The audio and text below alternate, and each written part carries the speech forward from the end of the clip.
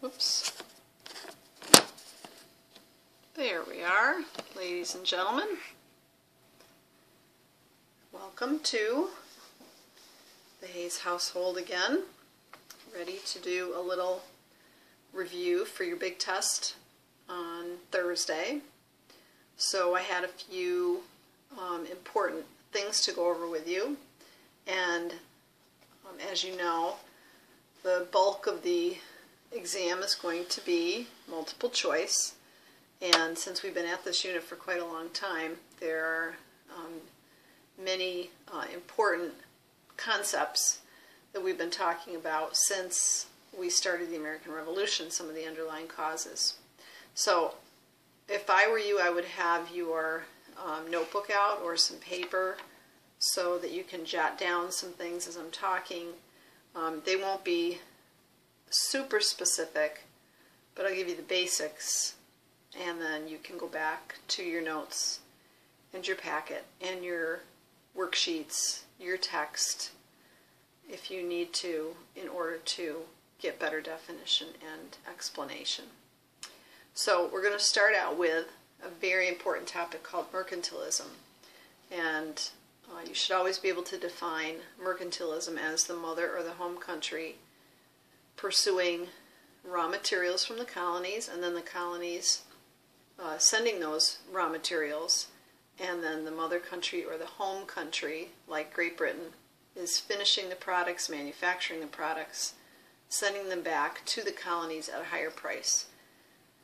The home country does not want the colonies to be a manufacturer. They don't want them to take the lumber and turn the lumber into chairs and tables. They don't want them to take the lumber and turn them into ships. They want them to be able to give them the raw materials that they can then create their own goods from, not only for people in England, but for back in the colonies.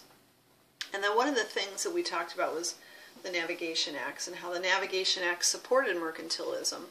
And the Navigation Acts were those laws that restricted the colonies from trading with other countries. They only could trade with England. They got the finished products at a higher price. They had already been taxed. They had to put their goods on English ships, and the English ships had to be manned by English sailors or colonists who were all English, British, and because of that,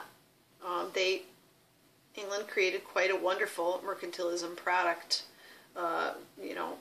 going for themselves.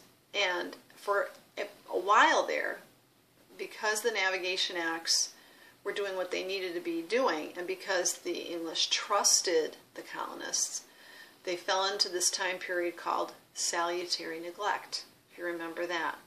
And it was neglect that was built out of trust, because the English were getting what they wanted, the fact that they were so far away from the colonies, 3,000 water miles, the distance between them, and the fact that the colonies had already been self-governing. They were taking care of themselves. They already had kind of followed in the steps of representative democracy with the House of Burgesses in Virginia and town meetings in New England, and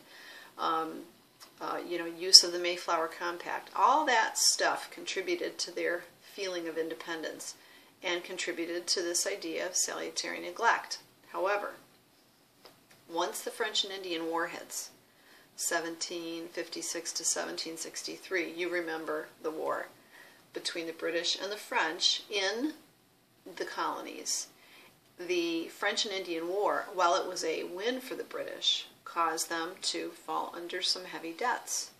So the British expected the colonists not only to fight for them, but to now pay very high taxes so that they could make up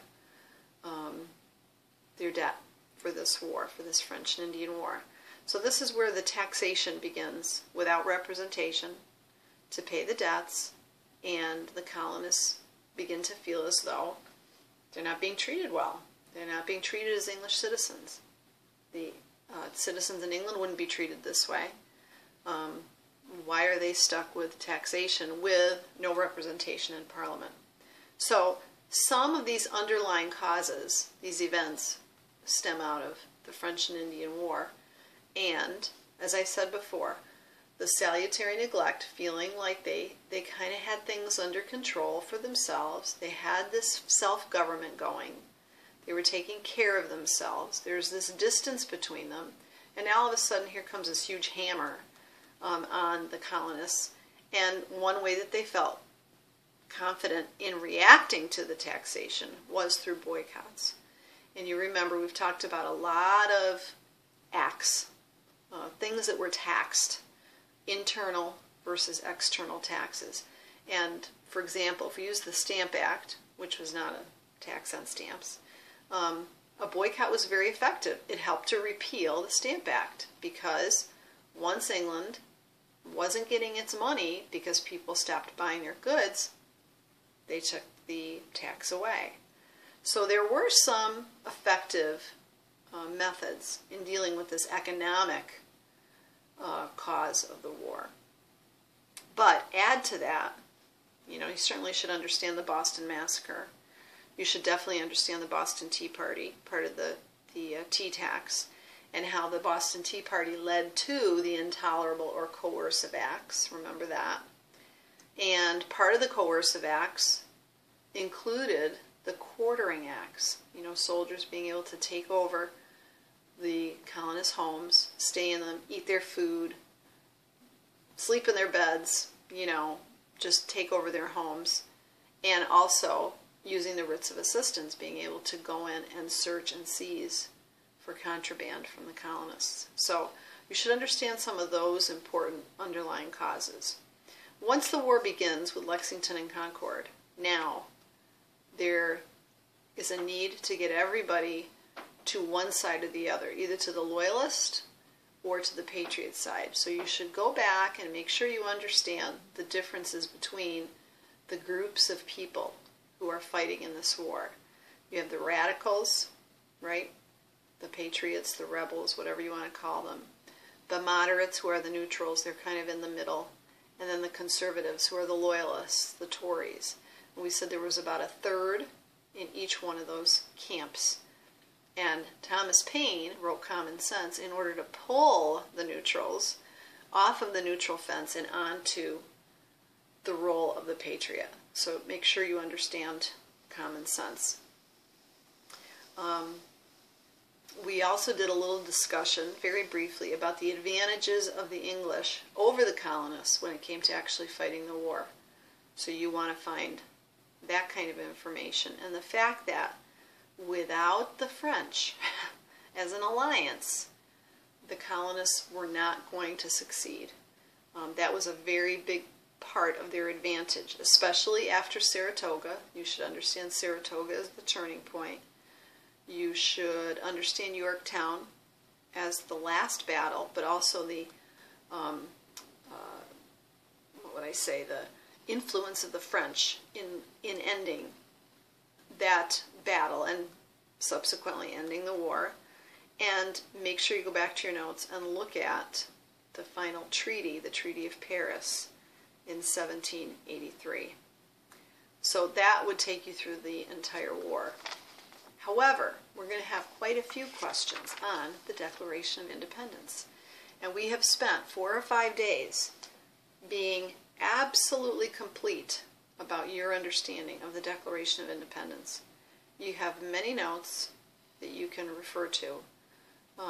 We've talked about it, you've written about it, we've watched videos about it, and you've got your textbook as well that you can use as a resource for that. So my suggestion is that you get all of your resources together, and as you're studying, you can have them at your disposal so that you have a chance to go right to the source. Don't try to, relearn. None of this is new information. It should just be a matter of you making the connections now from start to finish.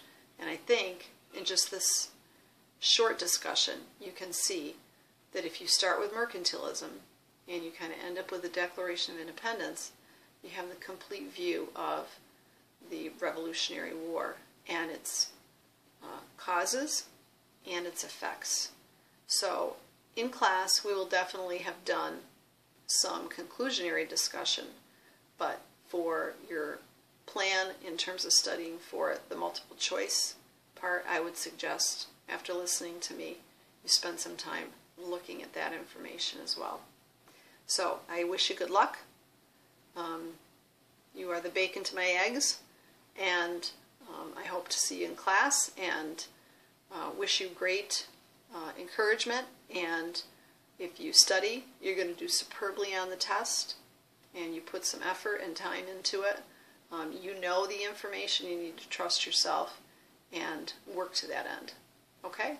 I hope you have a great night, study, and I'll see you in class. Bye.